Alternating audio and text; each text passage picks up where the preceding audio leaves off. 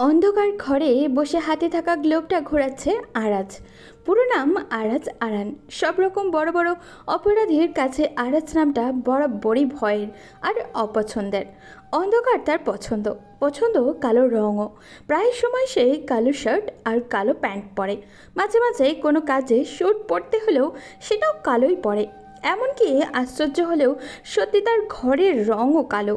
এসব কিছু দেখে অন্যদের অবাক লাগলেও তার আর তার সঙ্গীদের লাগে না, কারণ আরাজ এইভাবে থাকলেই বেশি ভাবতে পারে। তার কাজই তো ভাবার। দরজায় কেউ একজন কড়া নাড়তেই নিজের ভাবনা থেকে বের হলো আরাজ। হালকা করে বলল, কাম ইন। ছেলেটি ঘরে ঢুকতেই আরাজ বলল, switch on the light please.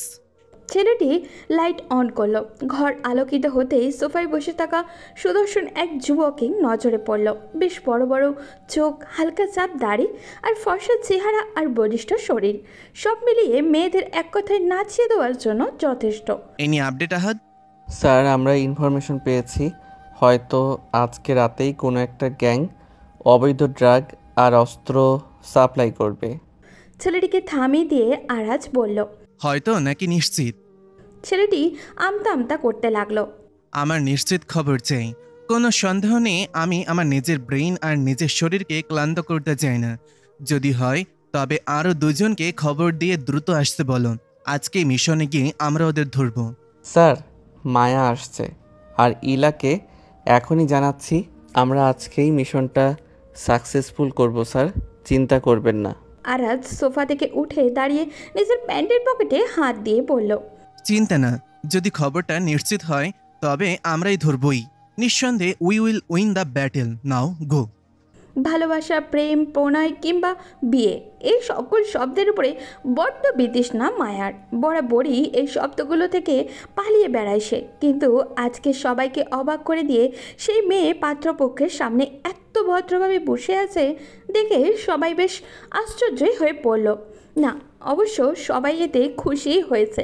হাজার হোক আপদ, তো আপদকে বিদায় করতে পারলে তো সবারই শান্তি। আসলে মা বাবাহীন সন্তান সবার কাছে আপদই হয়। তবুও তো নিজের বড় আব্বুর সাহায্যে নিজেকে অবলা নারী হতে আটকাতে পেরেছে সে।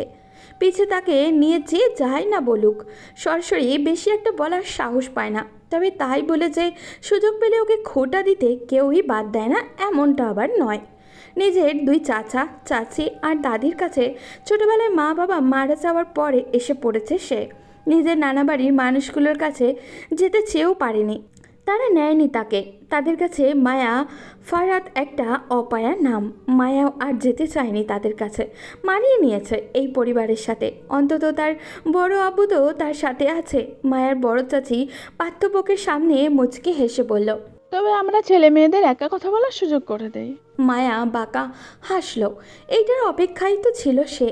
অনেকবার এই সব কিছু থেকে পালিয়ে বেরিয়েছে সে, কিন্তু আর কত সময় এসেছে সামনাসামনি মোকাবিলা করার। সামনাসামনি মোকাবিলার আনন্দই তো আলাদা। সবাই ঘর থেকে বের হতেই মায়ের ছেলেটিকে চায়ের কাপ ধরে দিয়ে মুচকে হেসে বলল, কি করেন আপনি? ছেলেটি লাজুক হেসে বলল, মেকানিক্যাল ইঞ্জিনিয়ার। ছেলেটিকে এইরকম মেয়েলিভাবে লাজুক হাসতে দেখে রাগটা তরতর করে বেড়ে গেল মায়ার। তবুও নিজেকে সামলে নিল আর বলল, ও, তো আপনি যন্ত্রপাতি ঠিক করেন? ছেলেটি কাঁদতে লাগলো। মেয়েটি শিক্ষিত বলেই জানতো সে, কিন্তু কথাবার্তা শুনে তো মনে হচ্ছে মারাত্মক অজ্ঞ। মায়া আগুনে ঘি ডালের মতন ওনার সন্দেহ দ্বিগুণ বাড়িয়ে বলল, ভালোই হলো। ভবিষ্যতে যদি কখনো আমাদের কোনো যন্ত্রপাতি নষ্ট হয়ে যায় তাহলে আপনি বিনা পয়সায় ঠিক করে দিতে পারবেন। আসলে কি বলুন তো, আমি তো বেশি দূর পড়িনি, বলতে গেলে এক রকমের অজ্ঞ। আমি যা পড়েছি সেটাও মনে নেই। সেই হিসেবে আপনার মতন শিক্ষিত একজন ছেলে আমাকে বিয়ে করতে চাইছে দেখে ভীষণ ভালো লাগলো। সত্যি সমাজে আপনার মতন মানুষ আজও বেঁচে আছে বলে আমাদের মতো অজ্ঞ মেয়েদের সম্মান আছে, আর নইলে তো আমরা বন্যার পানিতে ভেসে যাই। ছেলেটা অবাক হয়ে বলল, কিন্তু আপনার পরিবার তো বলল আপনি মাস্টার্স পাশ করেছেন। মায়া নিজের চায়ের কাপে একটা চুমুক দিয়ে বলল, বিয়ে হওয়ার জন্য তো দুই পরিবার অনেক মিথ্যা কথাই বলে, তাই না? এই যে যেমন আপনার আগে একবার বিয়ে হয়েছিল, আপনার স্ত্রীর উপর আপনি নির্যাতন করেছেন বলে সে আপনার উপর মামলা করেছে। অনেক কষ্টে আপনার পরিবার পুলিশকে ঘুষ খাইয়ে আপনাকে ছাড়িয়ে এনেছে। এইসব আপনার পরিবার কি বলেছে আমার পরিবারকে? অবশ্য বললেও কোনো ক্ষতি হতো না। ছেলেটি ভয়ে ঘামতে লাগলো। দ্রুত নিজের পরিবারের সব বাইকে ডাকলো আর ওদেরকে নিয়ে বেরিয়েও গেল। ওদেরকে বেরিয়ে যেতে দেখে কারোর আর বুঝতে বাকি রইল না মায়া আজকে সরাসরি নিষেধ না করার কারণ। মায়ার দাদি আফসোস করে বলতে লাগলো, এই মেয়ে জীবনেও সোজা হইব না, সারা জীবন এর ঘাট তেরা থাকব। এর মা একটা আছিল, সারা জীবন জ্বালাইছে, আর এখন এই মেয়ে একটা কথাও শুনে না। মায়ের বড় চাচি শাশুড়ির সাথে তাল মিলিয়ে বলল, ও যদি কথা শোনে তাহলে সারাদিন নিজের বাইক নিয়ে টই টই করে কে ঘুরবে মা? নিজের মা বাপকে খেয়েছে, এখন জ্বালিয়ে জ্বালিয়ে আমাদের খেতে যাচ্ছে। আপনার বড় ছেলের মাথা তো চিবিয়ে খেয়েছে। নইলে আপনি বলুন, বাড়ির কোনো ছেলে মেয়ে রাতে দেরি করে আসলে উনি হুলুস থুলুস কাণ্ড করে, আর এই মেয়ে সারা দিন সারা রাত বাইরে থাকলেও কিছু বলে না। কি সাংঘাতিক ভাবুন একবার। মায়ের ছোট চাচি তখন বলল, আমার তো মনে হয় এই মেয়ে জাদুটোনা করতে পারে। বড় ভাইকে কিভাবে বশে রেখেছে ভাবো ভাবি। মায়া এইসব কথা গায়ে মাখে না, মাখার প্রয়োজনও মনে করে না। ছোট থেকে শুনে আসছে তো, এই খারাপ লাগে না ওর। তবে যাওয়ার আগে বলল, তাহলে একবার ভেবে দেখো তোমরা, আমি যেই কাজ করতে পেরেছি তোমরা বা তোমাদের ছেলেমেয়েরা সেটা করতে পারোনি। আমার কাছে এইভাবে হেরে গেলে আফসোস, ভীষণ আফসোস। তারপর চলে গেল। আর ওইদিকে ওর দাদি, বড় চাচি, ছোট চাচি সবাই মিলে ওকে অকথ্য ভাষায় গালাগালি গালাজ করতে লাগলো।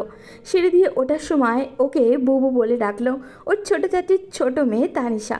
এই বাড়ির ছেলে মেয়েগুলোর মধ্যে এই মেয়েটা একটু ভালো ওর জন্য, তবে ওর মনে হয় এইটা কেবল ওর উপরের অংশ। নিজের মা বাবার স্বভাব তো একটু হলেও তো পাবে, তাই না? তো এই মেয়েটা যতই ওর সাথে কথা বলতে আসুক না কেন, ওর বরাবরই এড়িয়ে যায়। মায়া বলল, কিছু বলবি? তানিশা মায়ের কাছে এসে মুচকে হেসে বলল, বিয়ের জন্য না করে দিলে আবার? এটা নতুন কিছু না। আমি জানি তুমি কেন বিয়ে করতে চাও না বুবু, কিন্তু এইভাবে আর কতদিন? যে যেইভাবে আছে সে সেইভাবেই ভালো থাকুক না, তুমিও তোমার মতো থাকো। মায়া নিজের হাত দেখিয়ে থামালো তানিশাকে। কিছু না বলেই উপরে চলে গেল, সব সময়ের মতো তানিশার কথায় গুরুত্ব না দিয়ে। তানিশা ভেবেই রেখেছিল এইরকম একটা রিয়াকশানই সে পাবে। ওই একটা ঘটনার পর থেকে কারোর সাথে আর প্রাণ খুলে কথা বলতে চায় না মায়া। সত্যি, মানুষের জীবন বদলে দেওয়ার জন্য তার একটা স্বপ্ন ভেঙে যাওয়াই যথেষ্ট। মায়া একটা ঘরের সামনে এসে থামলো। উকি দিয়ে দেখলো ঘরের মালিক কী করছে। যা ভেবেছিল তাই। ঘরের মালিক নিশ্চিন্তে চোখে একটা বড় ফ্রেমের চশমা লাগিয়ে বই পড়ছে। মায়া মুচকি হেসে ঘরে ঢুকে কোমরে হাত দিয়ে বলল, কি ব্যাপার বড় আপু? ওইদিকে তোমার 14 গোষ্ঠী আমার বিয়ের প্ল্যান করছে, আর এইদিকে তুমি নিশ্চিন্তে বসে বই পড়ছো? Very bad. মায়ের গলা পেতেই মিস্টার আব্বাস সেই দিকেই তাকালেন। ইশারায় মেয়েকে নিজের পাশের চেয়ারে বসতে বললেন। মায়া চুপ করে গিয়ে বসলো। উনি বললেন, আমার দোষীমে থাকতে আমার আর কিসের চিন্তা? সে তো একাই 100 বিয়ে ভাঙার জন্য। তাই বুঝি তুমি এত নিশ্চিন্তে বসে আছো? মিস্টার আব্বাস হেসে মাথা নাড়ালেন। মায়া পাশের টেবিলে থাকা মেডিসিনের বক্সটা নিয়ে ওষুধগুলো দেখতে লাগলো। তুমি ওষুধ খাওনি তাই না? আমি না বললে তোমার কিচ্ছু মনে থাকে না। এখনো বুড়ো হওয়ার সময় হয়নি, বুঝেছো? মেমোরিটা সার্ভ করো। মিস্টার আব্বাস বইটা রেখে বললেন, সব দিকে তোর খেয়াল থাকে, পাকা বুড়ি একটা। মায়া গ্লাসে পানি ঢেলে সেটা তার বড় আব্বুকে দিতে দিতে বলল, পাকা বুড়ি না গো, বলো অসভ্য বা বেয়াদব। এইবারে সবাই তো সেই নামেই জানে আমাকে। আর তুই সেটা এনজয় করিস তাই না? মায়া মাথা নাড়ালো। ওষুধ খাইয়ে দিয়ে বলল, আমি কাজে যাচ্ছি, তুমি সাবধানে থেকো। বলে মায়া যেতে নিলে মিস্টার আব্বাস বলেন, তুই আজও বললি না তুই কোথায় যাস আর কি করিস? নিজের ওয়াদা ভাঙছো বুড়ো। মিস্টার আব্বাস মলিন হেসে বললেন, সেটা তো একবার ভেঙেছি, আর একবার ভাঙতে দোষ কোথায়? তুমি চিন্তা করো না, আমি তোমাকে নিশ্চয়তা দিয়েছি আমি সম্মানের কাজ করব। এমন কিছু করব যেটা যখন প্রকাশ্যে আসবে তখন তোমার গর্ব হবে। আর আমি জানি তুমি আমাকে ভরসা করো বলে আমাকে কথা দিয়েছো আমি কখন কোথায় যাই তুমি কোনোদিন জিজ্ঞেস করবে না। যাই হোক, আমি আসি বড় আব্বু, তুমি বই পড়ো। মায়া উঠে যেতে নিলে মিস্টার আব্বাস বললেন, সিয়াম আসছে। মায়ের পা দুটো আপনি থেমে গেল। হাত দুটোকে গুটিয়ে নিল। চোখগুলো কাঁপতে লাগলো। নিজেকে আরো শক্ত করে বলল, যার বাড়ি সে তো আসবেই, সেখানে আমার মতামত দেওয়ার কোনো অধিকার নেই। আমি আসি বড় আব্বু, আর পিছু ডেকো না, দেরি হয়ে যাচ্ছে। মায়া চলে গেল। মিস্টার আব্বাস একটা স্বস্তি নিঃশ্বাস ফেলেন। মেয়েটা তার শক্ত হয়েছে, কঠিনও হয়েছে। যে কোনো পরিস্থিতিতে সে মোকাবিলা করতে পারবে। যদি দুর্বল হতো তবে আজকে এইভাবে পুরো কথাটা ইগনোর করে চলে যেতে পারতো না। ভেঙে পড়তো, হাঁটু গেড়ে বসে কাঁদতো। May I come in sir?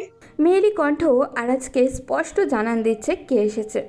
তাই সে পিছু না তাকিয়েই আঙুল নাড়িয়ে ভেতরে ঢোকার কথা বলল। মায়া ঘরে ঢুকে দরজাটা হালকা এগিয়ে দিয়ে পড়ল, স্যার আমাকে দেখা করতে বলেছিলেন? আরাজ ঘুরে তাকালো মায়ের দিকে, দেখলো একটা গুলোমুলো শ্যামলা রঙের কিন্তু মায়াবী একটা মুখ নিয়ে ছোট ছোট চোখে তাকিয়ে আছে মেয়েটা। আরাজ হাসলো।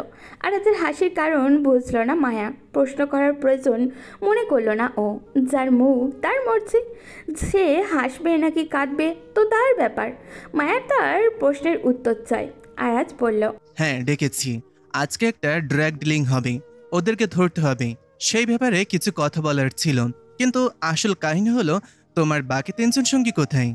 মায়া কিছু বলবে তার আগেই হাঁপাতে হাঁপাতে আরেকজন মেয়ে বলে উঠল, স্যার আসতে পারি? আরাজ উত্তর দিল না, গিয়ে সোফায় বসলো। পায়ের উপর পা তুলে আরও একবার গ্লোবটা হাতে নিয়ে ঘোরাতে ঘোরাতে বলল, ইউ আর লেট এগেইন ইলা। ইলা ঢোক গিলল। মায়ের দিকে তাকালো সে, মুখ ফিরিয়ে নিল। এই মেয়েটা প্রতিদিন দেরি করে, নিজের কাজের ব্যাপারে মোটেও সতর্ক না সে। এই জন্যই তাকে কোনো মিশনে নেওয়ার আগে তাদেরকে সবাই বারবার ভাবতে হয়। মায়া অনেকবার স্যারকে বলে ওকে বাঁচিয়েছে, কিন্তু আজকে আর বাঁচাবে না, যা করবে ওকে নিজেই করতে হবে। নিজের পার্টনার মুখ ফিরিয়ে দিয়েছে দেখে বাধ্য হয়ে সাহস নিয়ে বলল ইলা, সরি স্যার, আর হবে না, এইবারই শেষ। আরাজ নিজের অবস্থার অপরিবর্তিত রেখে পুনরায় বলল, এইবার নিয়ে প্রায় 20 বারের মতন এই কথাটা বলেছেন আপনি। খুব তাড়াতাড়ি হাফ সেঞ্চুরি হয়ে যাবে, আর হাফ সেঞ্চুরি হলে আমি স্যারকে জানাতে বাধ্য হব। কথাটা মাথায় রাখবেন ইলা। ইলা মুচকি হেসে মাথা নাড়াতে নাড়াতে রুমে ঢুকে বলল, জি স্যার, এইবারই লাস্ট। তারপর আশেপাশে তাকাতে তাকাতে বলল, স্যার আমি তো একা না, আরেকজন আমাদের অতি প্রিয় সদস্য আহাত, উনিও তো নেই।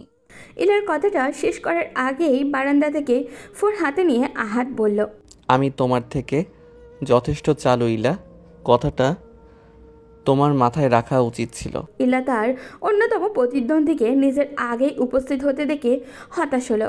কিন্তু এটা তো নতুন না, প্রতিবার এই ছেলেটা আগে এসে উপস্থিত থাকে। মাঝে মাঝে তো ইলার মনে হয় এর মাঝে কোনো অলৌকিক শক্তি আছে, নইলে স্যার যখনই ডাকে তার সাথে সাথে চলে আসে কীভাবে? আরে একটু তো রেডি হতেও তো সময় লাগে তো, নাকি এই ছেলে সবসময় ফিটফাট হয়েই থাকে? এই হবে হয়তো, স্যারের কাছে ভালো হতে হবে না আবার। এখনই ছেলের দিন হলেও একসময় ইলা সবার আগে এসে এদের দুজনকেই চমকে দিবে নিশ্চিত।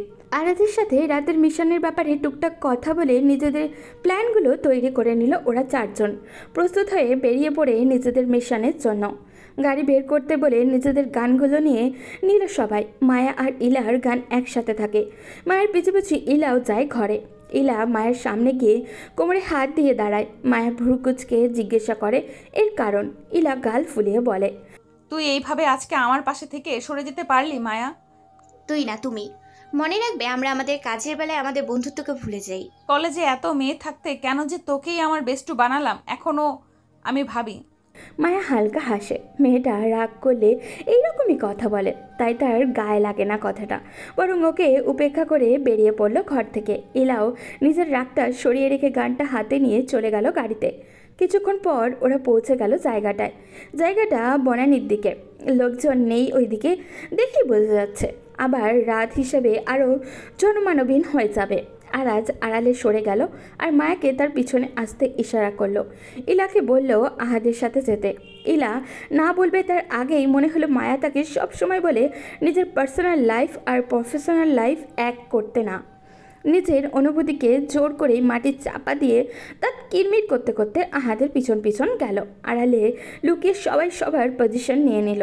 যেহেতু আরাজ আগেই জায়গাটার বর্ণনা দিয়ে ওদের পজিশন বুঝিয়ে দিয়েছিল, তাই ওদেরও বুঝতে অসুবিধা হয়নি। কিছুক্ষণ পর সেখানে দুটো গুন্ডামাতো লোক একটা ব্যাগ নিয়ে হাজির হলো।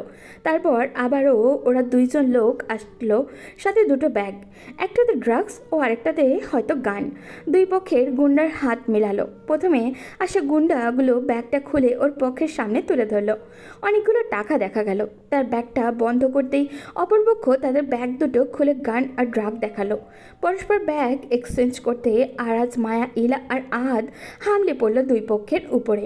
ওদের মেরে কাবু করলো, ধরে নিয়ে গাড়িতে বসালো। 4 জনের হাতে 4 জন গুন্ডা বন্দি। ওরা সবাইকে গাড়িতে বসিয়ে দ্রুত গাড়ি নিয়ে রওনা দিল।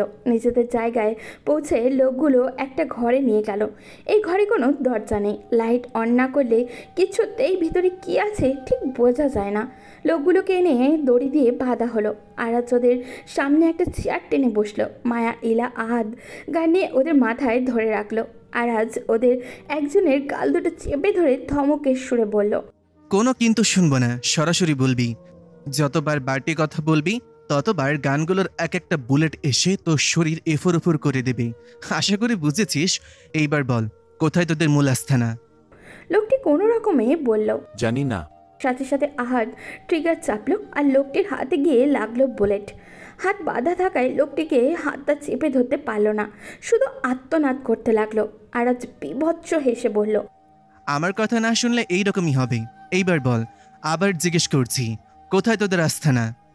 লোকটি কাতরাতে কাতরাতে বলল, চানখারপুল বাস স্ট্যান্ডের মাঠের পাশে একটা বন্ধ কারখানা আছে, ওইটাই আমাদের আস্থানা। আরাজ এই লোকটিকে ছেড়ে আরেকটা লোকের কাছে গেল। ওর মাথায় আহাত গান ধরে আছে। আরাজ লোকটির গাল চেপে বলল, তোদের ক্লায়েন্ট কি শুধু বাংলাদেশের মধ্যেই নাকি বিদেশেও আছে? লোকটি ভয়ে ভয়ে বলল, বিদেশে আছে, তবে দেশেরগুলো বেশি। আরাজ লোকটিকে ছেড়ে আরেকজনের কাছে গেল। ওর মাথায় এরা গান তাক করে রেখেছে। তোদের বসকে কোথায় পাবো? আমাদের আস্তানার পাশে ওনার বাড়ি, তবে ওনার বাড়ি ভীষণ জীর্ণ শীর্ণ হওয়ার কেউ বুঝবে না ওইখানে এরকম কেউ থাকে। আরাজ বাঁকা হাসলো। সন্দেহ তার ঠিকই দিকে এগোচ্ছে। এখন কেবল শেষ উত্তর পাওয়ার অপেক্ষা। অবশেষে শেষের লোকটার কাছেও গেল, যার মাথায় মায়া গান তাক করে আছে। এইভাবে তাকেও জিজ্ঞাসা করলো, তোর বসের নাম বল। লোকটি ভয়ে কাতরাতে লাগলেও উত্তর দিল না। আরাজ একবার ধমকালো। কাজ হলো না দেখে মায়া গান চালিয়ে আহাদের মতন লোকটির হাতে আঘাত দিল। লোকটিকে আহ করে উঠল। আরাজ জিজ্ঞাসা করলো আরও একবার। এইবারও উত্তর দিল না ছেলেটি। আরাজ লোকটির গান লাগা অংশে চেপে ধরল। লোকটি ব্যথায় আরও কাতরাতে লাগলো।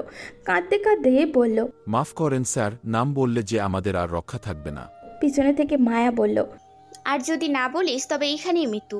যদি আমাদের সাহায্য করিস তাহলে তোকে সাক্ষী বানিয়ে ওই লোকদের শাস্তি পাইয়ে তোদের ছেড়ে দিয়ে সুস্থ একটা জীবন পাইয়ে দিতে পারি আমরা।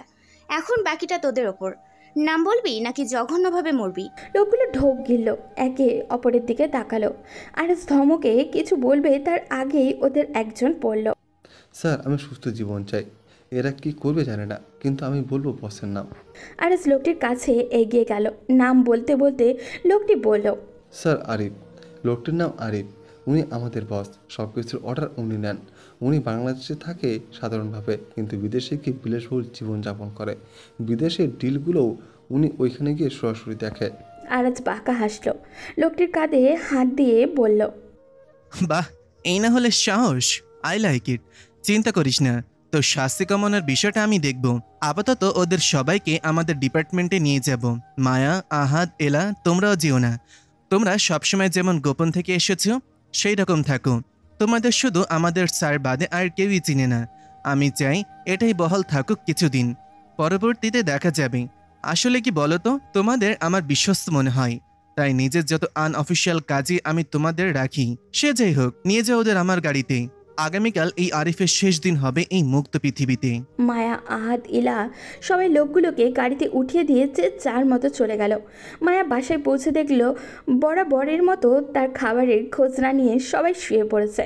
এটা নতুন কিছু না। সে খেলো কি না খেলো সেটা কারোর মাথা ব্যথার বিষয় ছিল না কারো কোনো দিনই।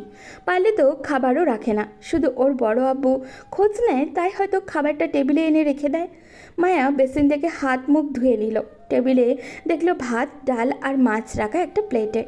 মায়া সেটা নিল, খাওয়া শুরু করবে সেই সময় মনে হলো আড়ালে কেউ একজন তাকে দেখছে। মায়া জানে এটাকে। প্রতিদিন এইভাবে মায়ের খাবারের জন্য অপেক্ষা করে তানিশা। মায়াকে খেতে দেখলেই আবারও চলে যায়। প্রায় ধরা পড়ে, আবার মাঝে মাঝে মায়া নিজেই ধরতে চায় না। মায়া বলল, কিছু বলবে তানিশা? তানিশা জিহ্বায় কামড় দিয়ে বেরিয়ে এলো আড়াল থেকে। হালকা হেসে মায়ের পাশে এসে বসলো। মায়া বলল, রোজ রোজ এইভাবে দেখে থাকার কি দরকার? আমি তো খাবই। আর যাই হোক, রাগ করে খাওয়া বন্ধ করার মতো ফালতু ইমোশন আমার নেই। আর ছোট চাচি দেখলে বকবে তোমাকে। খামোখা আমার জন্য বকা খাওয়ার প্রয়োজন নেই। বুবু তোমার জন্য এই বাড়িতে ভাবার তো কেউ নেই বড় আব্বু ছাড়া, তাই আমি একটু সাহায্য করি। তেমন কিছু তো করতে পারি না, সবার সামনে তোমার হয়ে কথাও বলতে পারি না, শুধু আড়ালে তোমার খাওয়ার খেয়াল রাখি। এইটুকু করতে আর নিষেধ করো না। মায়া কিছু বলল না। খাবার শেষে প্লেটটা নিয়ে রান্নাঘরে গেল। তানিশা পিছু পিছু আসলো। মায়া প্লেট ধোয়ার সময় তানিশা বলল, বুবু আগামীকাল সিয়াম ভাইয়া আসছে। হাতগুলো থেমে গেল মায়ার। কিছুক্ষণের জন্য স্ট্যাচু হয়ে গেল সে। তানিশার কথাগুলোর বরাবরই কানে বাজতে লাগলো, সিয়াম ভাইয়া আসছে। আবার আবার সেই মুখ দেখতে হবে মায়াকে। এত কষ্ট করে নিজেকে বুঝিয়েছিল, সেই সাজানো গোছানো মায়াকে ভেঙে দিতে আবারও আসছে সেই নিষ্ঠুর পুরুষ। আচ্ছা, মায়া তো নিজেকে সব রকমভাবে বুঝিয়ে নিয়েছে, তবুও কেন ওর আসার কথা শুনে এতটা খারাপ লাগছে ওর? সকালে যখন বড় আব্বু বলল তখন তো এতটা খারাপ লাগেনি ওর, কিন্তু যখন জানতে পারছে সেই ভয়ানক দিনটা কাল, তখন নিজেকে বোঝাতে পারছে না ও। কখন আসছে? সকালে আসবে বলল, সাথে নাকি একটা ভালো খবর নিয়ে আসছে। বড় আম্মু তো খুব খুশি, একমাত্র ছেলে আসছে বলে কথা, তাও আবার 2 বছর পর। কম খুশির খবর নাকি? বড় আব্বু কি বলেছে? আসতে বলেছে, আর কিছু বলেনি। মায়া শুধু ওহ বলল, প্লেটটা গুছিয়ে রেখে ব্রাশ করে নিল। তানিশাকে ঘরে পাঠিয়ে নিচেও ঘরে চলে গেল। বিছানার দিকে তাকিয়ে দীর্ঘশ্বাস ফেলল ও। আজ বোধহয় আর ঘুমাবে না, কিন্তু কাল তো সকাল সকাল বের হতে হবে ওকে। মায়া বিছানায় গিয়ে বসলো। পাশে থাকা টেবিলের ড্রয়ার থেকে একটা ডায়েরি বের করলো। এই ডায়েরিটা তার সকল মুহূর্তের স্মৃতি বহন করে। তার কেঁদে কাটানোর রাত, তার নতুন স্বপ্নের মুশকুল হওয়া, সব কিছু সাক্ষী এই ডায়েরি। ডায়েরির একটা পাতা থেকে একটা ছেলের ছবি বের করলো মায়া। হাত বুলিয়ে দিল ছবিটাকে, অতি আদরে তাকালো ছবিটার দিকে আর বলল, বহুবার ফেলে দেওয়ার চেষ্টা করেও পারিনি। এ কোন মায়ে বাঁধলে তুমি আমায়, নিষ্ঠুর পুরুষ? দীর্ঘ নিঃশ্বাস নিয়ে ডায়েরিটা রেখে দিল। বিছানায় শুয়ে ঘুমানোর চেষ্টা করলো সব ভুলে, কিন্তু বরাবরের মতোই তার ঘুম জানান দিচ্ছে আজকে তাকে ধরা দিবে না সে। এইভাবে নির্ঘুম এপাশ ওপাশ করতে করতে রাত কাটাতে হবে তাকে। সকাল সকাল নিজের ডিপার্টমেন্টের লোকেদের নিয়ে আরিফকে ধরতে চলে এসেছে আরাজ। লোকটা পালিয়ে যাবে এই ভয় ছিল তার, কিন্তু অবশেষে ধরতে পেরেছে সে। লোকটাকে দেখলে কেউ বুঝবেই না এই লোকটা ড্রাগ স্মাগলিংয়ের লিডার। এমনটা না যে এইসব কিছু আরাজ জানতো না, ও জানতো। এমনকি অনেকবারও ধরার চেষ্টা করেছে, কিন্তু যতবারইও অফিসিয়ালি লোকদের দিয়ে প্রমাণ জোগাড় করতে গিয়েছে ততবারই এই লোকটা জেনে গিয়েছে। অর্থাৎ ডিপার্টমেন্টে কেউ বা কারা এমন আছে যারা ওর খোঁজ নেওয়ার খবর এই আরিফকে জানিয়ে দিয়েছে। এই জন্যই সবটা আনঅফিসিয়ালভাবে নিজের লোকদের দিয়ে করিয়েছে আরাজ, আর অবশেষে সফলও হয়েছে। ছাড়ো আমাকে, আমাকে বেশিক্ষণ ধরে রাখতে পারবে না তোমরা, ছাড়তে তোমাদের হবেই। আরাজ বাঁকা হাসলো, এরপর আরিফের মাথা চেপে ধরে বলল, প্রমাণ সমেত ধরেছি। এতদিন প্রতিবার হাত ফসকে পালিয়ে গেছিস, আজকে আর পালাতে পারবি না।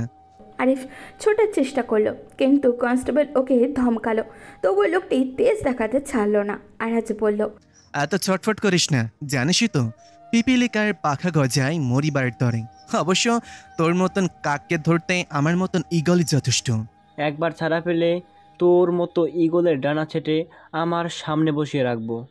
আরাজ হু হু করে হেসে বলল, সব পাখিকে ধরা গেলেও ইগলকে ধরা যায় না, জানিস না হয়তো, জেনে রাখ, ভবিষ্যতে কাজে লাগবে। তারপর আরিফকে গাড়িতে ওঠালো। আরাজ নিজের গাড়িতে উঠে কাউকে একটা ফোন দিল। হুট করে নিজের ফোন বেজে ওঠায় চমকে গেল মায়া। এতক্ষণ আড়াল থেকে সব কিছু দেখছিল সে। কেন জানি এত সুন্দর একটা মুহূর্ত নিজের চোখে দেখা থেকে নিজেকে আটকাতে পারেনি সে। দ্রুত নিজের ফোনটা ধরল মায়া। ফোন ধরতেই আরাজ বলল, আড়ালে থাকার প্রয়োজন নেই, সামনে এসো, আমি গাড়িতে অপেক্ষা করছি। বলে ফোনটা কেটে দিল দ্রুত। মায়া তো অবাক, উনি দেখেছে মায়াকে, তাহলে আগেই ডাকতে পারতো।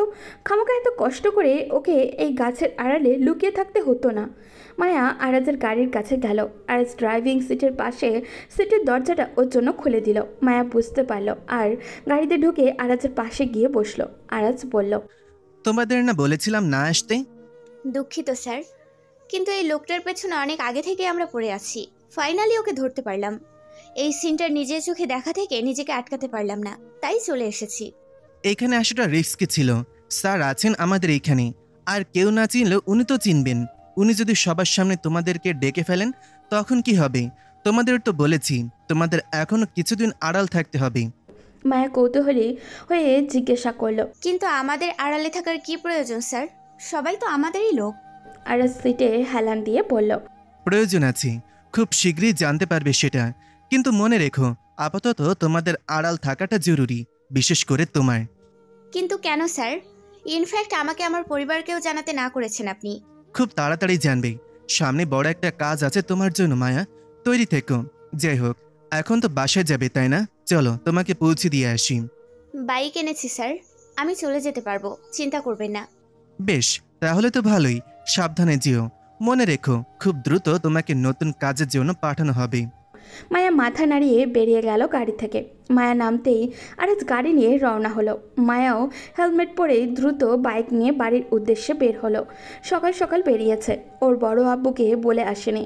কি জানি কি হয়তো সকালে নাস্তা না করে ওর জন্য বসে আছে কিনা। দ্রুত গাড়ি চালানোর কারণে খুব তাড়াতাড়ি মায়া পৌঁছে গেল বাসায়। দরজা খোলা দেখে খানিকটা অবাক হলো। সচরাচর দরজা খোলা থাকে না ওদের। ভেতর থেকে সবার শোরগোলের শব্দ পেয়ে খানিকটা ভয় পেয়ে গেল মায়া। কারোর আবার কিছু হলো না তো? ঘরে ঢুকতেই দেখলো সবাই মিলে ডাইনিং সোফায় বসে আছে আর হাসাহাসি করছে। একটু ভালোভাবে তাকাতেই সোফার মাঝে বসে থাকা মানুষটাকে চোখে পড়ল মায়ার। হাত পা কাঁপতে লাগলো, সাথে সাথে চোখের কোণায় পানি এসে জমা হতে লাগলো। নিজেকে ধীর স্থির করে সবাইকে এড়িয়ে উপরে যেতে লাগলো, কিন্তু তানিশা আটকে দিল ওকে। সবার মাঝে হুট করে ডেকে বলল, মায়া বুবু, নাস্তা করবে না? উপরে চলে যাচ্ছ যে? দেখো না, সিয়াম ভাইয়া এসেছে। আমরা সবাই ওর সাথে বসে নাস্তা করে ফেলেছি, শুধু তুমি বাকি আছো।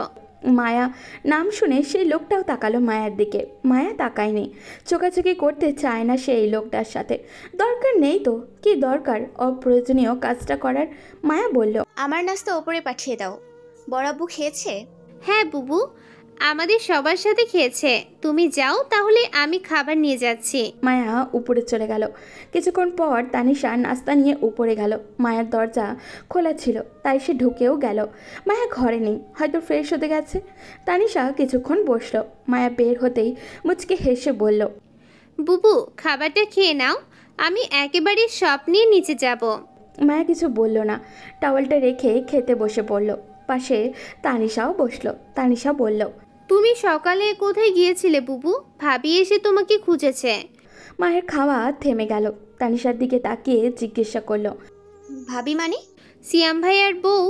বড়াব্বু কিছু বলেনি? মেনে নিয়েছে? না, মেনে যাবে কোথায়? ভাইয়া এমন একটা খুশির খবর এনেছে, মানতে বাধ্য।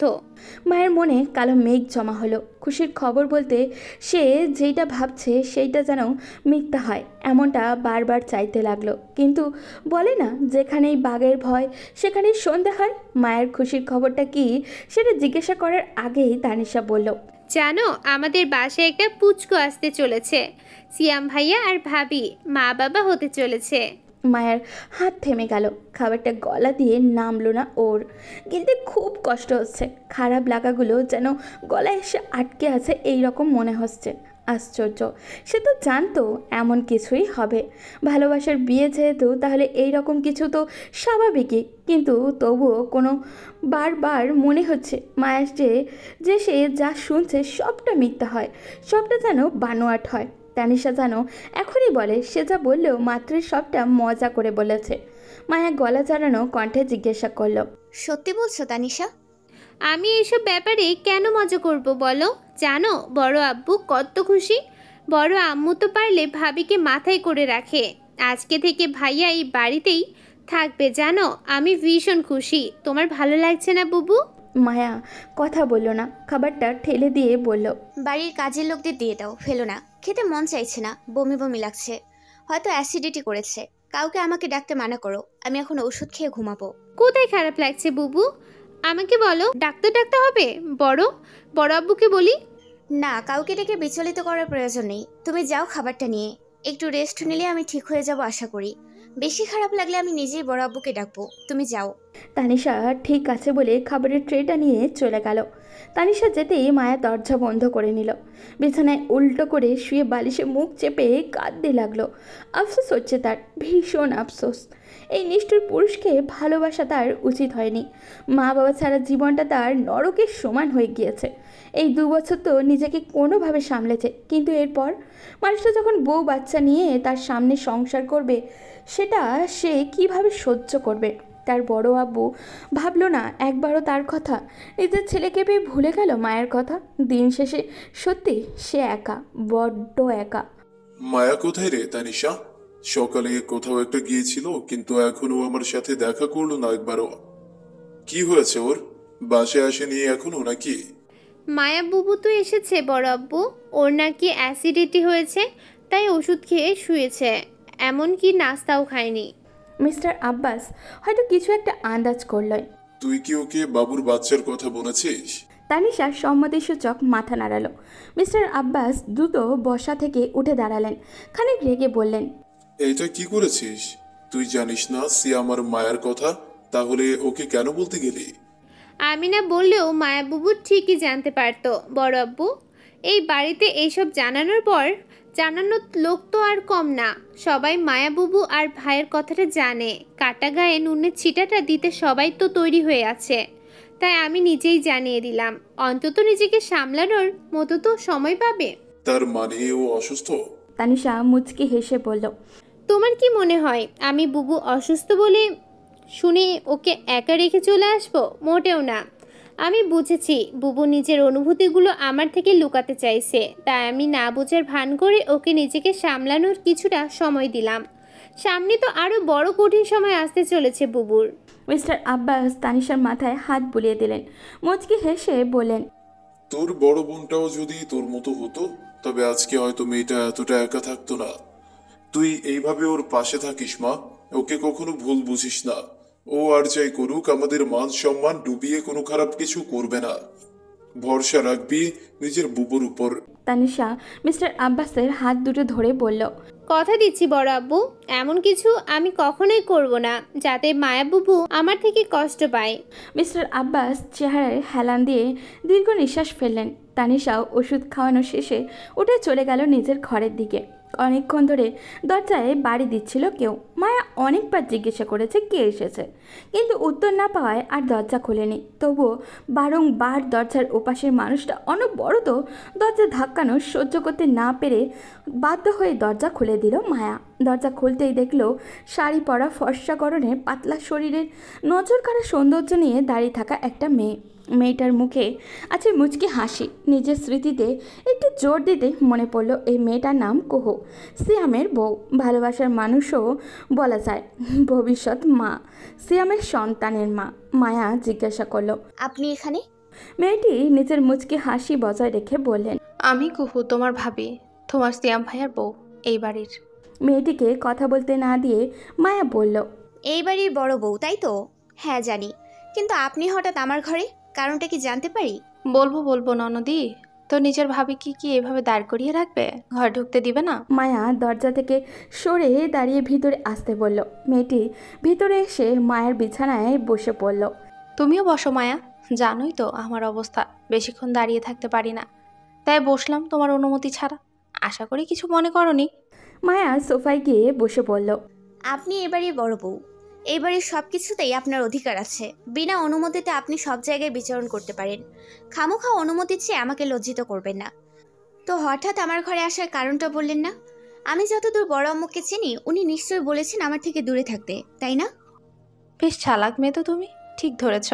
চালাক না, বেয়াদব অসভ্য মেয়ে আমি এবারের সবার জন্য। আপনার কাছেও তাই হব হয়তো, তাই অন্য পদবি দিয়ে আমাকে অন্য কাতারে ঠেলে না দিলে খুশি হব। তুমি রাগ করো না মায়া, আমি বাড়ির সবার মুখে তোমার ব্যাপারে খারাপ শুনলেও বড় আব্বু আর তানিশা কিন্তু তোমার ব্যাপারে ভালোই বলেছে। আমি যেদিন প্রথমে বাড়িতে এসেছি সেদিন তো তোমাকে দেখিনি, আর ও দিন তো বেশিক্ষণ থাকাও হয়নি এ বাড়িতে, কিন্তু এখন থেকে প্রতিদিন থাকা হবে। আর সিয়ামও আমাকে তোমার ব্যাপারে কিছু বলেনি, তাই আরও তোমাকে চিনতে পারেনি। হয়তো তখন ওভাবে তোমাকে যেতে না দেখলে বুঝতেই পারতাম। তোমার সিয়াম ভাইয়ার ঘর তো পাশেই, তাই তোমাকে এই ঘরে আসার সময় দেখতে পাই। তখনই তানিশাকে জিজ্ঞেস করি তোমার কথা, আর এমনিতে দুপুরে খাওয়ার সময় তোমাকে ডাকার কথা বললে বড় আব্বু আর তানিশা বাদে বাড়ির বাকিরা তোমার ব্যাপারে নেগেটিভ কথাই বলে। আর কি, আর সিয়ামের যে কি হয়েছে ও তো তোমার নামও আমাকে জানায়নি। মায়া তাচ্ছিল্যের সুরে হাসলো, এরপর বলল, আমি এইবারে একটা আপদ, আমার অস্তিত্ব কেউ স্বীকার করতে চায় না। দ্রুত বিদায় করলেই যেন বাঁচে। তাই হয়তো কেউ চায় না আপনার সাথে আমার কোনো অযাচিত সম্পর্ক তৈরি হোক। বাইরে কেউ যখন চায় না তখন আপনার উচিত ছিল এখানে না আসা। ভালো হবে যদি চলে যান। ধুর, আমার একা একা থাকতে ভালো লাগে না, তাই তোমার কাছে আসলাম। আমার তোমাকে বেশ লেগেছে, মনে হয় তুমি স্ট্রেট কথা বলো, তাই হয়তো তোমাকে সবাই ভুল বুঝে। তোমাকে সত্যি আমার ভালো লেগেছে। আমার বাচ্চাও যেন তোমার মতো হয়, এই দোয়া করি। যা বলবে মুখের উপর, কোনো মুখোশ নিয়ে যেন না জন্মায়। আচ্ছা, আমি একটা কাজ করব, আমার বেবি হওয়ার পর ওকে তোমার কাছে বেশি রাখবো। তুমি না হয় ওকে তোমার মতো করে তৈরি করে নিও, ভালো হবে না? মায়া সোফা থেকে উঠে রাগী গলায় বলল, আমার মনে হয় আপনার এখন যাওয়া উচিত। আমি বেবিদের ওপর মোটেও ইন্টারেস্টেড নই। আমি চাই যে যেমন সে তেমন হোক। আমার মতো কারো হওয়ার প্রয়োজন নেই। অনুরোধ করছি আপনি আসুন। আপনার বর জানতে পারলে হয়তো রাগ করবে। কুহু দাঁড়িয়ে গেল, মায়ের রাগী গলায় ভরকে গিয়ে বলল, তুমি ভুল ভাবছো মায়া, তোমার ভাইয়া এমন না, ও কাউকে কখনো অসম্মান করেনি, আর তোমাকেও নিশ্চয়ই। আপনি কি বোকা নাকি সেটা আমার সামনে সাচ্ছেন? আপনার হাজবেন্ড আমার কথা বলেনি দেখে আপনার বোঝা উচিত ছিল তিনি চান না আপনি আমার ব্যাপারে জানেন। তাই অনুরোধ করছি আসুন। আমি আমার একার জীবনে কোনো আড্ডা দেওয়ার সঙ্গী চাই না। কুকুর খারাপ লাগলো, তবুও নিজের মুখের হালকা হাসি বজায় রেখে বেরিয়ে গেল মায়ের ঘর থেকে। ওর বের হতেই মায়ের ঠাস করে দরজা লাগিয়ে দিল। কুকুর নিজের মন খারাপ নিয়ে নিজের ঘরে গেল। ঘরে গিয়ে সিয়াম ছিল। নিজের বউয়ের এই রকম মন খারাপ দেখে ছুটে আসলো কুহুর কাছে, এরপর বলল, মন খারাপ কেন তোমার কুহু? কেউ কিছু বলেছে তোমাকে? আমায় বলো, কি হয়েছে তোমার? খুব মুচকি হেসে তাকালো সিয়ামের দিকে। এই ছেলেটা তাকে খুব ভালোবাসে, খুব। তাই তো পরিবারের বিরুদ্ধে গিয়েও ওকে পালিয়ে বিয়ে করতে দুইবারও ভাবিনি। সিয়ামের এক ডাকে ছুটে চলে এসেছে ওর হাত ধরার জন্য। কুহু বলল, কিছুই হয়নি, জানোই তো এই সময় মেয়েদের একটু মুড সুইং হয়, সেটাই হয়েছে হয়তো, তুমি এত চিন্তা করো না তো। সিয়াম হেসে কুহুকে জড়িয়ে ধরে বলল, একটা মাত্র বউ আমার, আর একটা মাত্র আসবো করা বাচ্চা। আমি না খেয়াল রাখলে কে রাখবে বলো? কিন্তু যদি দুটো হয় যমজ? সিয়াম কুহুকে ছেড়ে একটু চিন্তিত হওয়ার ভান করে বলল, তাহলে ভাবছি তোমার আর আমার কি নাজেহাল অবস্থা হবে। কুহু হাসলো, সোফায় গিয়ে বসলো আর জিজ্ঞাসা করলো, আচ্ছা তুমি আমাকে মায়ার কথা কেন বলনি বলো তো? মায়ের নাম শুনতেই সিয়ামের আলোকোজ্জ্বল মুখটা নিমেষেই চুপসে গেল। অন্যদিকে তাকিয়ে বলল, তুমি মায়ার সাথে দেখা করতে গিয়েছিলে? কুহু মুচকি হেসে সোফায় হেলান দিয়ে বলল, হ্যাঁ, মেয়েটা খুব ভালো, কোনো পর্দা নেই ওর, যা বলে সরাসরি বলে। এখনকার তোষামোদি যুগে এমন মেয়ে পাওয়া মুশকিল, কিন্তু হয়তো একটু ইন্ট্রোভার্ট টাইপের, কথা হয়তো কম বলে, চুপচাপ স্বভাবের, যা বলে বলার আগে অনেকটাই ভেবে বলে, তাই না? সিয়াম একটু অবাক হলো। ইন্ট্রোভার্ট, তাও আবার মায়া, এটা কিভাবে সম্ভব? সে অবাক হয়ে জিজ্ঞাসা করলো, মায়া চুপচাপ? কি বলছো তুমি? আমি তোকে ছোট থেকেই দেখছি ভীষণ শর্টফটে একটা মেয়ে। তোমার বোধ হয় কোথাও ভুল হচ্ছে, আর নইলে প্রথম দেখেছো তো তাই বুঝতে পারছো না। ও মোটেও শান্ত না, ভীষণ চঞ্চল। জি না বর্মশাই, আপনি আপনার বোনকে একটুও চেনেন না। ওকে দেখলেই বোঝা যায় ও অনেক শান্ত। তোমার কোথাও ভুল হচ্ছে, আর না হলে এটা হতেই পারে ওর হয়তো ওর ভাবিকে পছন্দ হয়নি, তাই কথা বলতে চায়নি বেশি একটা, বলে নিজের মুখটাকে গোমরা করে নিল। সিয়াম বইয়ের কাছে গিয়ে বলল, মোটেও না, এত সুন্দরী একটা মেয়েকে কেউ দূরে সরিয়ে রাখতে পারবে না। দেখেছো না, বাবাও তোমাকে মেনে নিয়েছে খুশি মনে। সে তো তোমার বাচ্চার জন্য মেনে নিয়েছে, নইলে হয়তো এবারও গতবারের মতো হতাশ হয়ে চলে যেতে হতো। সিয়াম কুহুর মুখটা নিজের দিকে করে বলল, তুমি কি এই বাড়িতে এসে খুশি নও? তুমি বললে আমি এখনই তোমাকে নিয়ে চলে যাব। মোটেও না, আমি ভীষণ খুশি এই পরিবারকে পেয়ে। আমি এখানেই থাকবো, তুমি কোথাও যাবে যাও, কিন্তু আমি যাব না, আমি এই বাড়িতে থাকবো। আমার বউকে ছেড়ে আমি কোথায় যাব? আমিও কোথাও যাচ্ছি না। আমার বউ যেখানে আমিও সেখানে, বুঝেছো সুন্দরী? কুহু সিয়ামকে জড়িয়ে ধরে বলল, বুঝেছি জামাই, খুব বুঝেছি। বড় আব্বু কিছু বলবে? মিস্টার আব্বাস এতক্ষণ দরজার পাশেই দাঁড়িয়েছিলেন। ভেতরে যেতে তার সংকোচ বোধ হচ্ছে, নিজেকে বড্ড অপরাধী বলে মনে হচ্ছে। মনে হচ্ছে যেন উনি নিজের হাতে মেয়েটার সাজানো গোছানো স্বপ্নগুলো ভেঙে দিয়েছে। তাই এতক্ষণ দরজার আড়ালে থেকেও ভিতরে যেতে পারছিলেন না তিনি, কিন্তু মায়ার চোখে সেটা এড়ায়নি দেখে সে দূরে থাকতে পারল না। মিস্টার আব্বাস ভিতরে ঢুকে মুচকি হেসে বললেন, তোকে বিরক্ত করিনি তো মা? দুপুরে তো খেতে নামলে না, তাই রাতের খাবারের জন্য ডাকতে আসলাম। আমার বোধহয় নিচে গিয়ে খাওয়াটা ঠিক হবে না। আমার জন্য তানিশা বা অন্য কাউকে খাবার পাঠিয়ে দিতে বলো, আমি যাব না। মিস্টার আব্বাস মেয়ের পাশে বসলেন। তোর কি আমার উপর রাগ হয়েছে মা? আমার মনে হয়েছে তুই হয়তো এতদিনে নিজেকে সামনে নিয়েছিস, সেই জন্য ওদের থাকতে বললাম। আর কুহুজিও তো প্রেগনেন্ট, তাই। মায়া অন্যদিকে তাকিয়ে তাচ্ছিল্যের সুরে হাসল। সত্যি নিজের মানুষই হয়। যদি এই জায়গায় মায়ের বাবা থাকতো তাহলে হয়তো মেয়ের মনের কথা বুঝে কোনোদিনও ওদের আশ্রয় দিত না। একবার হলেও ভাবতো মেয়েটি কীভাবে দেখবে সে নিজের চোখের সামনে তার এতকালের নিষ্ঠুর পুরুষের অন্য মেয়েকে নিয়ে সংসার করাটা, কিভাবে মানবে ওর নিষ্ঠুর পুরুষের প্রতি অন্য নারীর টান? কেউ ভাবেনি ওর কথা। আরে ছোটবেলা থেকে মনের কোণায় জমে থাকা ভালোবাসা কি এত সহজে মোছা যায়? ছোটবেলা থেকে দেখা স্বপ্নের ঘর কি এত সহজে ভাঙা যায়? সবাই শুধু বলছে তুই সহ্য করতে পারবি, কিন্তু সেই সহ্যের ক্ষমতা ওর আছে কিনা সেটা তো কেউ কখনো দেখতে চায়নি। তোমাকে কিছু বলতে হবে না বড় আব্বু, আমি পরিস্থিতি বুঝি। তুমি যাও, সমস্যা নেই, আমি যাচ্ছি শুধু তোমার কথা রাখতে। যদি কোনো সমস্যা হয় তখন না হয় চলে আসবো। তারপর নিশ্চয়ই তুমি আর আমাকে খেতে যেতে বলবে না আশা করি, তাই তো? মিস্টার আব্বাস খুশি হয়ে বললেন, না বলবো না, কিন্তু তুই একবার তো আয়। তারপর চলে যেতে নাই, কিন্তু পরক্ষণে আবার ফিরে এসে বলে, পরিস্থিতি থেকে পালিয়ে গিয়ে কখনোই কোনো কিছুর সমাধান হয় না রে মা। পরিস্থিতির মোকাবেলা করতে শেখ, সামনাসামনি সেটার মোকাবেলা করতে শেখ, তাহলেই পারবি সবকিছুতে মানিয়ে নিয়ে জয় হতে। মায়া কিছু বলল না, মুচকি হাসলো কেবল। মিস্টার আব্বাস চলে গেল। মায়া সেদিকে তাকিয়ে বলে, পরিস্থিতি সামাল দেওয়ার মতন অবস্থা আর নেই বড় আব্বু। আর না আমার কাছে সেই পরিস্থিতি সহ্য করার ক্ষমতা। যেই জিনিসটা জয় করার কথা ছিল সেটাই তো হেরে বসে আছি। আমার জীবনে আর কোনো জয় নেই বড় আব্বু, কোনো জয় নেই।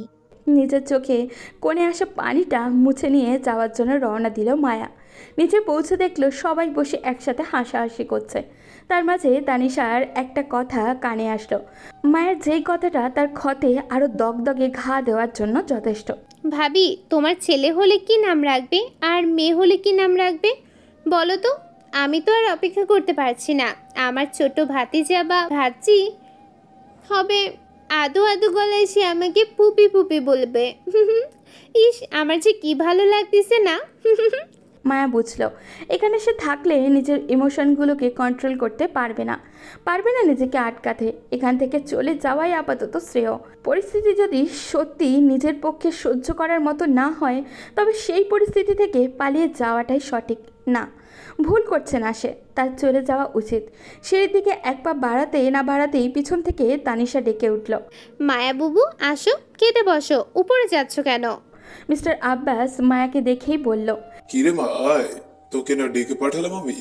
সাথে সাথে সবার নজর মায়ার দিকে পড়ল। মায়া বাধ্য হয়ে টেবিলে গিয়ে বসে পড়ল। মায়া এসে বসতেই সিয়াম খানিকটা নড়ে চড়ে বসলো। মায়া বুঝতে পারল তার এখানে আসাটা হয়তো সিয়াম মন থেকে পছন্দ করতে পারেনি। হয়তো অজানা ভয়, হয়তো কোনো পুরনো অতীত, কিন্তু সিয়াম কি আর জানে মায়া ছেড়ে যাওয়া জিনিসকে আর ধরে না। মায়ের ছোট চাচি বলল, ওকে এখানে ডাকার কি দরকার ছিল বড় ভাই আমাদের সবার মাঝে? কৌর সাথে সাথে বলল, ছোট চাচি ও আমাদের বাড়িরই লোক, এবারে ছোট ছেলের একমাত্র মেয়ে, আমার মিষ্টি আরেকটা ননদি।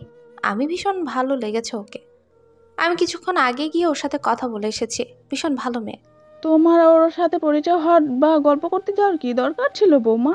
এই বাড়িতে এত লোক, তোমার গল্প করার লোকের অভাব হবে না? কিরে শ্যাম, তুই বলিসনি যে নিজের বউকে বুঝিয়ে? এমনিতেই বৌমা প্রেগনেন্ট, তার উপরে কি থেকে কি বলে দিবে তা ঠিক আছে নাকি? না না বৌমা, ভবিষ্যতে ওর কাছে যাওয়ার দরকার নেই। ও একা থাকতে পছন্দ করে, ওকে সেইভাবে থাকতে দাও।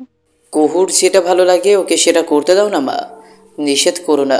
ও যেটা চায় করুক, ওর যাকে ভালো লাগবে তার সাথেই মিশুক, এতে ক্ষতি কিসের? সে কি বড় নাতি, পুরনো সব কথা ভুইল্লা গেলানি? এই মেয়ে তো সবার জীবন নষ্ট করার জন্যই আইছে। এতক্ষণ মায়া চুপ থাকলেও এখন আর সবটা মেনে নিতে পারছে না ও, তাই বাধ্য হয়ে মুখ খুললে বলল, বিশ্বাস করো দাদি, যদি আমার এমন ক্ষমতা থাকতো তবে সবার আগে আমি তোমার জীবনটা ছারখার করার চেষ্টা করতাম, কারণ তোমার মতো স্বার্থপর মায়ের এই পৃথিবীতে বিচরণ করা মানে অন্য মেয়েদের অপমান। তানিশা, আমার খাবারটা ওপরে পাঠিয়ে দে।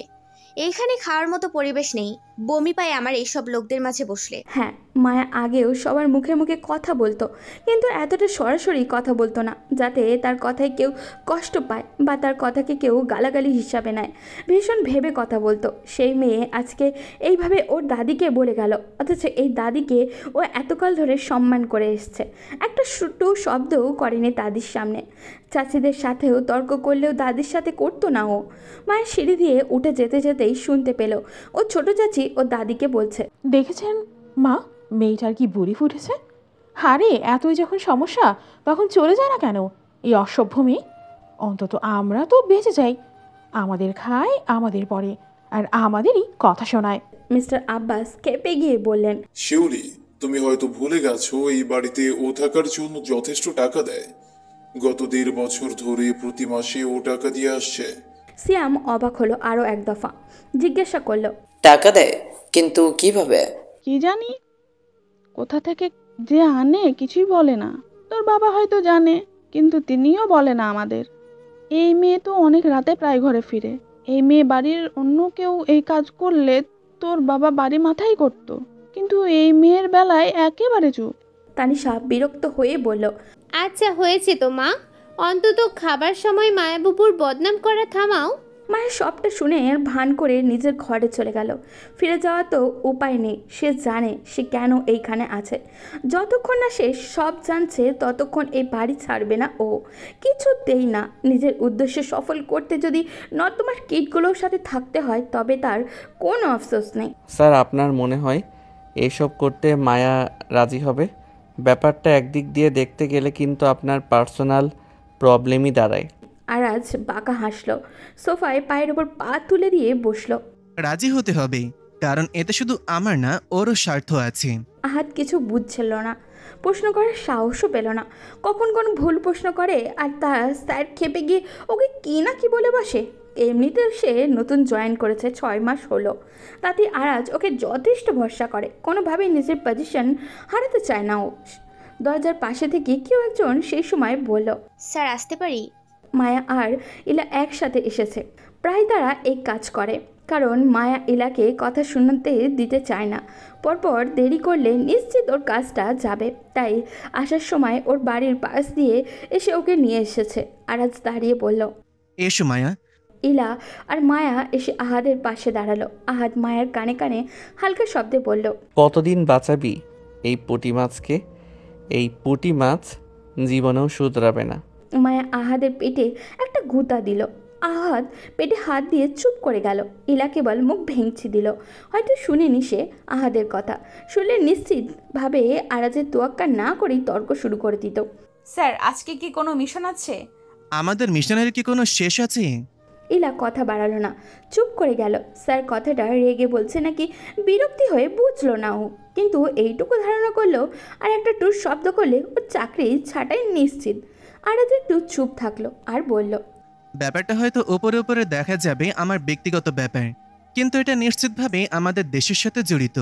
যদি সেটা না হয় তবে তোমাদের জড়াতাম না, আমি একাই সামলে নিতাম। আশা করি তোমরা পুরো ব্যাপারটা বুঝে কথা বলবে। 3 জন মাথা নাড়ালো। যদিও আহাদ আগে থেকেই জানে, তবুও আবার শুনতে তো হবেই, সবার সাথে সঙ্গ দিতে হবে যে। মায়া বলল, আপনি বলুন স্যার, আমরা মনোযোগ দিয়ে শুনছি।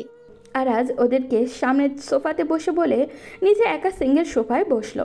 তারপর ল্যাপটপ অন করে একটা ছবি দেখিয়ে বলল, এটা আমার ভাই দায়ান শাহাদাত, ওর ওপর নজরদারি করতে হবে।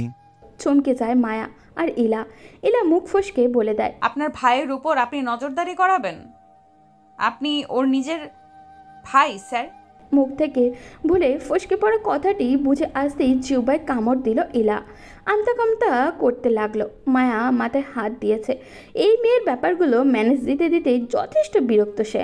আহাদ হাসছে আড়ালে। আর আজ কিছুক্ষণ গম্ভীর রইল। পরিস্থিতি গরম হয়েছে বুঝে মায়া বলল, স্যার আসলে ইলা। ও আমার ভাই, কিন্তু আমার কখনোই মনে হয়নি ও আমার নিজের ভাই। প্রতিটা মুহূর্তে ও আমাকে বুঝিয়ে দেয় ও আমার থেকে আলাদা, ও বেস্ট। মা বাবার কাছেও ওর অ্যাটেনশন যথেষ্ট বেশি। অবশ্য আমার একটা বোন আছে, ও ও কিন্তু ভারী মিষ্টি, বড় ভাইয়া বলতে পাগল। মায়া কেন জানি নিজের সাথে খানিকটা মিল পেল। বোনেরা বুঝি এইরকমই হয়। তানিশাও তো ওর সাথে অনেক ভালো ব্যবহার করে, একদম নিজের বোনের মতো। কিন্তু ওই বাড়ির বড় মেয়ে করে না। না, সব বোন এক হয় না, ভাগ্য করে ভালো বোন পাওয়া যায়। স্যার, আপনি কি সন্দেহ করছেন? আমার সন্দেহ আমার ভাই অবৈধ ব্যবসা করে, কোনো অবৈধ কিছু। ওর কোম্পানির আড়ালে ঘাপলা আছে, যেটা ও কাউকে বুঝতে দেয় না। ইলা আরও এক দফা মুখ খুলে বলল, স্যার তাহলে ইনভেস্টিগেট তো আপনি করতে পারেন, আমাদের হেল্পের থেকে তো আপনি একাই 100। মায়া বিরক্তিসূচক শব্দ করে তাকালো ইলার দিকে। ইলা বুঝলো তার অবাঞ্ছিত প্রশ্নগুলো জমিয়ে রেখে পরে মায়াকে জিজ্ঞাসা করাই ভালো হবে। এইবার প্রতিজ্ঞা করলো আর কোনো কথা বলবে না সে। আরাজ বলল, এই বেলায় আমি কঠোর হতে পারছি না, কারণ ওর পরে আমার বাবা মা আছে। আমি কোনোভাবেই ওনাদের ক্রস করে ওর কাছে যেতে পারছি না, আর না ওকে জিজ্ঞাসাবাদ করতে। ও নিজেই কোনো কিছু বলতে চায় না আমার কাছে। ও নিজে একটা কোম্পানি করেছে, এটাই ওর মূল ট্রাম্প কার্ড। কিন্তু ওর কোম্পানির আড়ালে কি চলে সেটা কেউই জানে না, কেউই না। আমি অনেক প্রমাণ পেয়েছি, তাই মূলত ইনভেস্টিগেট করার জন্য তোমাদের বলছি। কিন্তু এখন আমরা কি করব স্যার? আরাজ বাঁকা হাসলো, এরপর মায়ার দিকে তাকিয়ে বলল, ভালো প্রশ্ন। তোমার থেকে প্রশ্নটা এক্সপেক্ট করেছিলাম আমি। তোমাকে ছদ্মবেশ নিতে হবে। ছদ্মবেশ? আমাকে? কিন্তু কিসের? ওর ভালোবাসার মানুষের। মায়া তো থ হয়ে গেছে।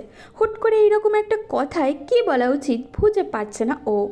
ইলা পুনরায় নিজের কথা বলার স্বাধীনতা প্রয়োগ করে বলল, স্যার আপনি কাকে কি বলছেন? মায়া আর ভালোবাসা দুইটা শব্দ, দুই মেরু, একে অপরের বিপরীত। ও নাকি হবে কারো ভালোবাসার মানুষ, ওকে আমি সহ্য করি, এই তো অনেক। বলে জোরে জোরে হাসতে লাগলো। শুধু আরাজের না, এবার সবার বিরক্তি লাগছে। আরাজ নিজের স্বরূপ প্রকাশ করে বেশ জোরে একটা ধমক দিল ইলাকে। ইলার সাথে সাথে চুপ, একদম মায়ের কাছে ঘেঁষে বসে গেছে মেয়েটা। মায়া বলল, এটা অসম্ভব স্যার, কারো ইমোশন নিয়ে খেলা করাটা অন্যায়, ভীষণ অন্যায়। এতে পাপ হবে। না না, আমি এটা কখনোই করতে পারবো না। আরাজ গম্ভীর স্বরে বলল, আমি তোমার স্যার মায়া, আমার কথা শুনতে তুমি বাধ্য। আমি তোমাকে অনুরোধ না, আদেশ করছি। মনে রেখো, আমাদের ডিপার্টমেন্টে ইমোশনের দিক দিয়ে ভাবার কোনো জায়গা নেই। Remember, everything is fair, love and war. আর এই ওয়ারটা আমাদের জিততে হবে। মায়া বসা থেকে উঠে দাঁড়ালো, তেজ কণ্ঠে বলল, দুঃখিত স্যার, এই জন্য যদি আমার চাকরি চলে যায় তাহলেও আমার কিছু করার নেই। বলে চলে যেতে নিলে আরাজ পিছন থেকে বলল, তোমার মেজো চাচাকে প্রায় দেখি আমার ভাইয়ের সাথে। আপনি কি করে জানলেন? তুমি যেই খোঁজ নিচ্ছ, আমিও সেই একই খোঁজের সন্ধানে আছি। মায়া চট করে তাকালো আরাজের দিকে। আরাজ বাঁকা হেসে পকেটে হাত দিয়ে সিটি বাজাতে বাজাতে মায়ের সামনে এসে ঝুঁকে বলল, you can hide but you will never leave me state. বুঝেছ? মায়া অজানা ভয়ে ঘামতে লাগলো, নার্ভাস হয়ে পড়লো ভীষণ, ধরা না পড়ে যায় আবার। আরাজ বলল, তুমি ভাবো সমস্যার সমাধান নাই, ভেবে কালকে আমাকে জানিও, কোনো জুলুম নাই। তুমি ভাবো আমাকে জানাও, তারপর না হয় তোমাদের সবাইকে সবার অবস্থা জানিয়ে দেওয়া হবে। ইলা যাবে তোমার সাথে, যদি তুমি রাজি থাকো। বাকিটা তোমাদের ব্যাপার। ইলা দ্রুত এসে বলল, আমি রাজি স্যার। এই প্রথম আপনি ভরসা করে এত বড় একটা মিশনে আমাকে পাঠাচ্ছেন, আমি না বলি কিভাবে? মায়া কিছু না বলে ঘর থেকে বেরিয়ে গেল। আরে সেটা দেখে কিছু বলল না, উল্টো আরাম করে নিচে ব্ল্যাক কালারের সোফায় গিয়ে বসে পায়ের উপর পা তুলে তার বরাবরের অভ্যাসের মতো সোফায় নিজের মাথা ঠেকিয়ে বলল, তোমরা এইবার আসো, বাকি কথা কালকে হবে। আরেকটা কথা, চিপ এনে দিও আহাত, ইলা আর মায়া ছদ্মবেশে কাজে লাগবে। এইবার নিজের আগ্রহ আটকাতে না পেরে আহাত বলল, স্যার আপনি নিশ্চিত মায়া রাজি হবে? আর চোখ বন্ধ করে রেখে জবাব দিল, আমার নিশ্চয়তা নিয়ে তোমাদের সন্দেহ কালকেই দূর হয়ে যাবে, নিশ্চিত থাকো। এখন আসতে পারো, যাও। ইলা আর আহাদ বিদায় নিয়ে চলে গেল। পুরো রাস্তাটা সবটা নিয়ে ভাবতে ভাবতে এসেছে মায়া। সবটা মিলানোর চেষ্টা করছে ও। দুয়ে দুয়ে যদি এইভাবেই 4 মিলে যায় তাহলে তো আর কোনো ভাবনাই নেই। কিন্তু কথা হলো আরাজ কিভাবে জানলো সে কি খুঁজছে? আরাজের কথায় স্পষ্টভাবে বুঝতে পেরেছে সে যে আরাজ জানে মায়ের উদ্দেশ্য। কোনোভাবে কি উনি নজর রাখছে মায়ের উপরে? কিন্তু না, সেটা করতে যাবেই বা কেন? কোনো রিজন তো থাকবে না সেটা করার। আর আরাজের মাঝে মায়ার উপরে নজর দেওয়ার কোনো রিজনও নেই। মায়া নিজের বাইকটা গ্যারেজে রেখে হাতে চাবিটা ঘোরাতে ঘোরাতে নিজের রুমে চলে গেল। অন্ধকার রুমে লাইট জ্বালিয়ে দেখলো তার ঘরের বারান্দায় কেউ একজন দাঁড়িয়ে আছে। মায়ের সন্দেহ হলো এই বাড়িতে কেউ তার ঘরে আসে না, আসলে হয়তো ওর বড় আব্বু বা তানিশা আছে। কিন্তু পেছন থেকে তো লোকটার বড় আব্বুর মতো লাগছে না, আর লোকটা যেহেতু পুরুষ তাহলে তানিশাও নিশ্চয়ই নয়। মায়া নিজের পেছনে থাকা গানটাকে এক হাতে রেখে বলল, কেউ এখানে দাঁড়িয়ে? লোকটি মায়ের গলা শুনে পিছনে তাকালো। লোকটিকে দেখে মায়া নিজের গান ছেড়ে হাত দুটো সামনের দিকে এনে রাখলো। কিন্তু এই মানুষটা এইখানে কেন? এই মানুষটা তার ঘরে আসবে এটা কখনো ভাবতেই পারে না মায়া। তবে কি কোনো কিছু খুঁজতে এসেছে, কোনো সমস্যা হয়েছে, নাকি কোনো ভয় পাচ্ছে যে মায়া হয়তো সব বলে দেবে কুকুকে? মায়া বলল, বড় ভাইয়া আপনি এখানে? মায়া কোনোদিন সিয়ামকে বড় ভাইয়া বলে ডাকেনি। হ্যাঁ, ছোট থাকতে বলতো ঠিকই, কিন্তু বড় হয়ে আর ডাকেনি। সিয়াম সিয়াম বলে ডাকতো বেশিরভাগ।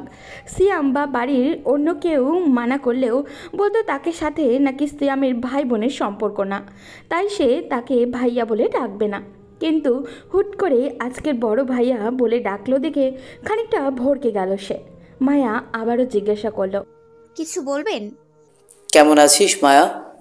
মায়া নিজেকে স্বাভাবিক রেখে মুচকি হেসে বলল, ভালো আছি বড় ভাইয়া, কিন্তু আপনি এখানে কেন? কারণটা তো বললেন না। সিয়ামও মুচকি হেসে বলল, আমি কেমন আছি জিজ্ঞাসা না করে কেন এসেছি সেটা জানার আগ্রহ বোধ হয় তোর বেশি। মায়া নিজের মুখের হাসি বজায় রেখে বলল, আপনি তো নিঃসন্দেহে ভালো আছেন ভাইয়া, আপনার চোখ মুখ সেটা জানান দেয়। আর এমন তো না আপনার বউ অসুন্দর, আপনি যেমন চেয়েছিলেন তেমন মনের মতো সুন্দরী বউ পেয়েছেন আপনি। স্বপ্ন পূরণ হওয়ার পর কেউ নিশ্চয়ই অসুখী হয় না। বড্ড বুঝদার হয়ে গেছিস তুই। এই জন্য হয়তো আমি আন্দাজ করতে পারছি তুমি এখানে কেন এসেছো। যদি সত্যি সেইটা কথা হয় তবে তোমাকে আমি এতটুকু নিশ্চয়তা দিতে পারি, আমি কোনো ভিলেন নই যে বিয়ের পর একটা বিবাহিত পুরুষের দিকে কুনজর দিব। ভয় নেই, ভাবিকে কিছু বলবো না, তোমার সংসার ভাঙার কারণ কোনোদিন হব না আমি। আমি তোকে ছোট থেকে দেখছি, আমি জানি তুই কি পারিস আর না পারিস। আমি অন্য কথা জানতে এসেছি, তুই কি কাজ করিস? এত রাতে কেন ফিরতে হয় তোকে? আমি জানি তুই আর যাই হোক কোনো খারাপ কাজ করবি না। আমার ভয় শুধু একটাই, তুই ভুল কোনো কাজে ভুলবশত জড়িয়ে না যাস। যখন বিশ্বাস করো যে আমি কোনো খারাপ কাজ করতে পারি না, তখন এতটুকু মনে রাখো যে আমি কোনো ভুল কাজেও জড়াবো না। আর আমি নিজের খেয়াল রাখতে পারি। যদি আমি কোনো বিপদে পড়ি সেই বিপদ থেকে আমি আমাকে রক্ষা করব, চিন্তা করো না।